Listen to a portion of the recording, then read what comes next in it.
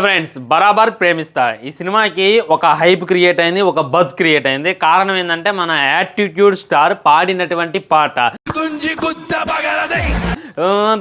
అని చెప్పి పాట అయితే పాడిండు. దాని మీద మనం వీడియో కూడా చేసాం.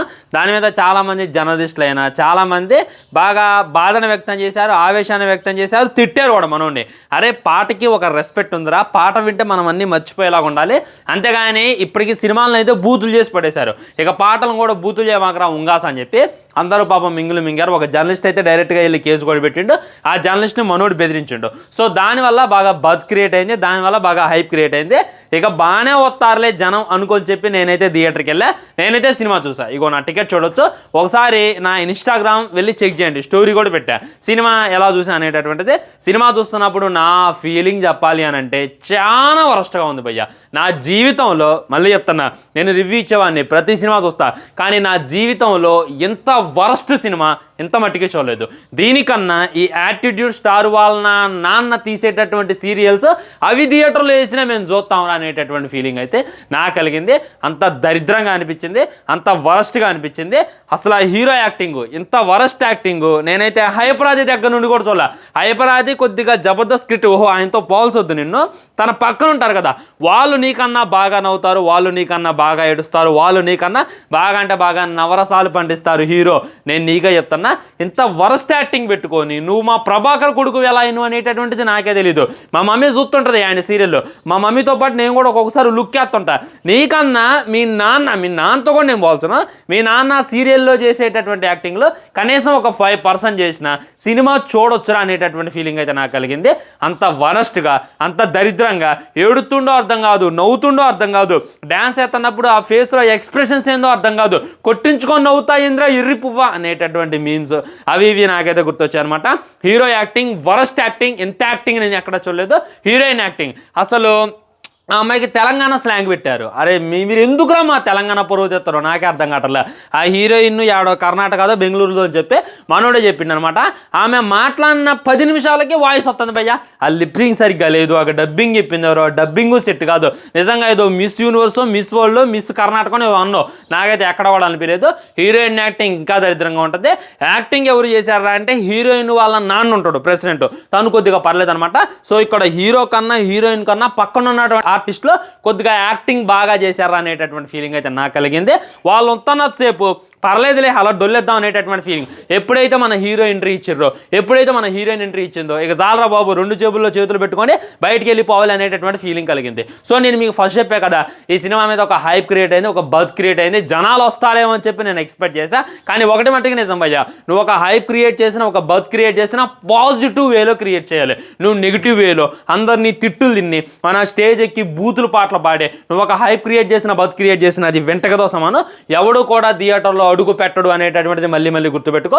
నేను వెళ్ళినటువంటి థియేటర్లో 11ంటికి షో ఉన్నారు, 12ంటికి వేశారు. ఆ 12ంటికి కూడా వేసాడు కాదు, కానీ ఇంకో 4 రావటం వల్ల ఆ థియేటర్ని బతిలాడితే అప్పుడు షో వేసిండు. ఇదైతే నువ్వు మళ్ళీ గుర్తుపెట్టుకో. బ్రో అన్నీ మాట్లాడుతున్నా, సినిమా గురించి మాట్లాడలేదు అంటే వస్తానా సినిమా దగ్గరికి వస్తున్నా. ధర్మారం కర్మారం అంటే ధర్మోళ్ళు కర్మోళ్ళు ఈ 2 వర్గాలు అనమాట. రుద్రారం అనేటటువంటి ఒక ఊరు, ఆ ఊరిలో చూసుకున్నట్లయితే 2 వర్గాలు, ధర్మారం కర్మారం. ఆ పేరు కూడా గుర్తుండదు. సో కులమతం, ఈ వర్గం వాళ్ళంటే ఆ వర్గం వాళ్ళకి పడదు, ఈ వర్గం వాళ్ళంటే వీళ్ళిద్దరు కూడా ఎప్పుడు కొట్టుకుంటూ వస్తారు. వాళ్ళకి కొట్టుకోవడానికి పెద్ద రీజన్ కూడా అవసరం లేదు. సో మన హీరో చూసుకున్నట్లయితే వేరే వర్గానికి చెందినవాడు, హీరోయిన్ చూసుకున్నట్లయితే ఇంకో వర్గానికి చెందింది. వీళ్ళిద్దరి మధ్య అయితే లవ్ పుట్టింది. లవ్ పుట్టిన తర్వాత ఫస్ట్ ఏమో హీరోయిన్ లవ్ చేసింది, ఆ తర్వాత మన హీరో కూడా లవ్ చేస్తాడు. ఆ తర్వాత వాళ్ళిద్దరూ లేచిపోవడం వల్ల ఈ 2 వర్గాలు అయితే కొట్టుకొని చేస్తారు. అరే మేము లేచిపోలేదురా. అసలు ఎంత ఇల్లాజికల్గా, ఎంత దరిద్రంగా ఉంటుంది అంటే అది చెప్పేటటువంటి విధానం, చెప్పేటటువంటి నాకే చెప్పడం రాట్లా, చాలా చిరాకు వస్తుంది. అలాంటిది దీన్ని స్క్రీన్ మీద ఎలా ఇంప్లిమెంట్ చేసుకొచ్చారనేటటువంటి విషయం నాకైతే అర్థం కాలేదనమాట.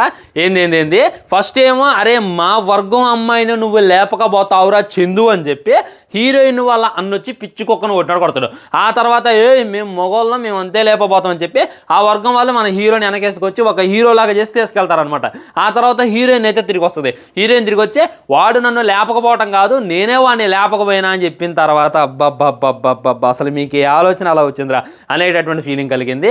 ఒక అమ్మాయి అబ్బాయి లేచిపోతారు మురిసిపోతున్నారంటే ఇద్దరు బలవంతాలు ఉంటాయి. అమ్మాయి అంగీకరించింది, అబ్బాయి కూడా అంగీకరిస్తారు. ఫర్ ఎగ్జాంపుల్ అబ్బాయి నా దగ్గర డబ్బులు లేవు, నేను ఫైనాన్షియల్గా స్టేబుల్గా లేను, నేను ఉద్యోగంలో స్థిరంగా లేను అనేటటువంటిది అబ్బాయి చెప్పినా కానీ, నాకు ఇంట్లో ఏరే వాడిని ఇచ్చి పెళ్లి చేస్తారా మొగుడా నన్ను లేపకపోరాని అమ్మాయి చెప్పినా కానీ, ఇటు అబ్బాయి లేపకపోయినా అటు అమ్మాయి ప్రోద్బలంతో లేపకపోయినా కానీ ఒక్కపడేది అబ్బాయికే. ఈ అబ్బాయి ఆ అమ్మాయిని లేపకపోయిండు అంటారు కానీ ఏ ఊర్లో అయినా, నేను విలేజ్ ఉండే, ఆ అమ్మాయి ఈ అబ్బాయిని లేకపోయిందని ఏ దరిద్రుడు, ఏ తలకమసినోడు, ఏ ఏలుముత్రగాడు అని అనుకోడు. ఇంక వాళ్ళంతా కొండ తిక్కలో అయితే అలా అనుకుంటారు. సో ఆ ఊరోళ్ళంతా కొండ తిక్కలో లాగా చూపించింది అనేటటువంటి విషయం నాకైతే అర్థం కాదా. ఆ పాయింట్ చూపించిన తర్వాత చాలా వరస్ట్గా అనిపించింది. ఇదంతా కూడా ఫస్ట్ హాఫ్. సెకండ్ హాఫ్ అయ్యేసరికి సో ఆ వర్గం వాళ్ళు కలిసారా లేదా, ఫస్ట్ హాఫే పెద్ద సోది అంటే సెకండ్ హాఫ్ ఇంకా పెద్ద సోది భయ్య. స్టార్టింగే మనోడు ఎంట్రీ సాంగ్తో దిగుతారు అనమాట. ఎవడు రా ఎవడు పాట పాడుతుంటా మాట్లాడుతుంటా వార్నింగ్ ఎత్తాను అనేటటువంటిది అర్థం కాదు. దానికి తగ్గట్టు డ్యాన్స్ కోసేపు కింద బొరలాడతారు, కోసేపు పైన బొరలాడతారు. ఇదేంటి అనేటటువంటిది నాకే అర్థం కాలే. నేను ప్రభాకర్ గారికి ఇచ్చేటటువంటి సలహా ఏంటంటే, సార్ మీ అబ్బాయిని మీరు రొమాన్స్ చేయించాలి అనుకుంటే పర్సనల్గా ఒక రూమ్ ఇచ్చి మీకు ఇష్టం వచ్చినటువంటి అమ్మాయిని పంపించి రొమాన్స్ చేయండి. అంతేగాని ఈ సినిమాలో ఏందది మొన్న ఈ మధ్యన ఏందో బాలనగర్ బని ఏదో సినిమా వచ్చింది, అందులో కూడా చాలా దరిద్రమైనటువంటి రొమాన్స్, దరిద్రమైనటువంటి గలీ సీన్లు అయితే పెట్టారు. అప్పుడు అసలు అప్కమింగ్ హీరోకి ఏం అవసరమా? నేను డైరెక్ట్గా అడుగుతున్నా. అప్కమింగ్ హీరో ఇప్పుడు మీరు ప్రభాకర్ గారు అంటే టీవీ సీరియల్స్లో తోపు కదా, మీకు ఫ్యామిలీ ఆడియన్స్లో పట్టుదు కదా, మీరు సినిమాకి ప్రమోట్ చేయడానికి వచ్చారు కదా. సో మన ప్రభాకర్ వాళ్ళ కొడుకు సినిమా తీస్తాడు అని చెప్పి వస్తారు కదా మ్యాక్సిమం ఫ్యామిలీ ఆడియన్సే. మరి వాళ్ళకి మీరు ఏం చెప్పదలుచుకున్నారు? కనీసం ఇది 18+ అని సినిమా చెప్పలేదు, కనీసం దీంట్లో వల్గర్ సీన్లు ఉంటాయి అనేటటువంటిది చెప్పలేదు. ఏం చెప్పదలుచుకున్నారు అనేటటువంటిది నేనైతే ప్రభాకర్ని డైరెక్ట్గా అడుగుతున్నా. ప్రభాకర్ గారు అనాల్సింది, కానీ మీరు మీ కొడుకుని నడిపించేటటువంటి ఈ వరస్ట్ పాట చూసిన తర్వాత మీ మీద ఉన్నటువంటి రెస్పెక్ట్ పోయింది. మీ కూతురు పాపం వరంగల్ వందన కొన్ని వెబ్ సిరీస్లో కనపడింది, తను చాలా మంచి యాక్టర్ అనమాట. కానీ ఆమె సంపాదించినటువంటి పేరంతా మీ కొడుకు అయితే నిలువునా తీసేస్తుండో. దీనివల్ల మీకు కూడా బ్యాడ్ నేమ్ అనేటటువంటిది మళ్ళీ గుర్తుపెట్టుకోమకండి అని మళ్ళీ ఒత్తి చెప్తున్నా. వరస్ట్ సినిమా భయ, వరస్ట్ ఎక్స్పీరియన్స్. విలేజ్ని చూపిస్తారు, విలేజ్లో ఏందో కుల మతాల గొడవ అంటారు, కొసేపు ఏమో హీరో హీరోయిన్ లేచిపోయింది అంటారు, హీరోయిన్ కలిసి లేకపోయింది అంటారు, హీరోయిన్ లేకపోయిందిరా, అదే లేకపోయిందిరా అని చెప్పి నాన్న రచ్చ అయితే పెట్టారు. సాంగ్స్ అయితే మరీ వరస్ట్. అసలు ఇంత కాంట్రవర్సీ చేయాల్సిన అవసరం లేదు.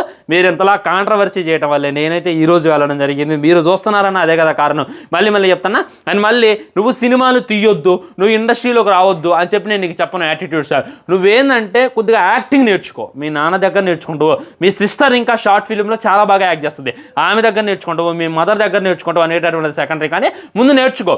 ఇది ఏడుపు, ఇది నవ్వు, ఇది బాధ, ఇది సంతోషం అనేటటువంటి మైండ్లో పెట్టుకో. అలా ఫేస్ ఎక్స్ప్రెషన్స్ పలుకో. కొడుతున్నప్పుడు ఏడుతున్నవో అర్థం కావట్లా, నవ్వుతున్నవో అర్థం కావట్లా. అపోనెంట్లో ఉన్న వాళ్ళు కొడుతున్నవేంట్రా ఎర్రిపువ్వ అంటే ఓహో నేను నవ్వుతున్నా అని చెప్పి అనుకుంటాడు అనమాట. అంత దరిద్రంగా మనోడు యాక్టింగ్ అవుతుందనమాట. యాటిట్యూడ్ స్టార్ అంటే ఇప్పుడు ఇవాళ కాకపోతే రేపు ఎన్ని రోజులు నీ పేషెన్సీ, ఎన్ని రోజులు నిన్ను చెక్ చేస్తారు చెప్పు. ఇవాళ నువ్వు ఫస్ట్ సినిమా లాంచ్ చేసినప్పుడు నువ్వు బాగా ట్రోల్ అయ్యా, డైరెక్ట్గా దిగినప్పుడు కనీసం ఒక 10-20 మంది వచ్చి ఉంటారు. ఇవాళ 5 వచ్చారు, రేపు 5 కూడా రారు. నీ గురించి ఆలోచించి నేనైతే ఈ వీడియో చేస్తానని చెప్పి మళ్ళీ గుర్తుపెట్టుకో. థియేటర్ వైపుకి కూడా వెళ్ళేటటువంటి ప్రయత్నం చేయమాకండి. ఫ్యామిలీతో వెళ్తే మట్టికి మీ ఫ్యామిలీయే మీ మీద కాంట్రూని చూసిద్ది. దాంట్లో ఏ విధమైనటువంటి సెకండ్ థాట్ లేదు. ఉంటా ఛానల్ని సబ్స్క్రైబ్ చేసుకొని వీడియో లైక్ చేయండి, వీడియోని షేర్ చేయండి. తర్వాత ఇంకో మంచి వీడియోతో మళ్ళీ కలుద్దాం. చాలామంది ఏంది బ్రో రెగ్యులర్గా వీడియోలు చేయట్లేదు అని చెప్పి అడుగుతున్నారు. చేస్తా, ఇక గ్యాప్ అయితే ఉంటుంది. కరెంట్ లేకపోవడం వల్ల బయటకు వచ్చి మరి వీడియో చేస్తాను. ఇక అర్థం చేసుకోండి. ముందు మంచి వీడియోలు అయితే వస్తాయి. బాయ్, నమస్కారం.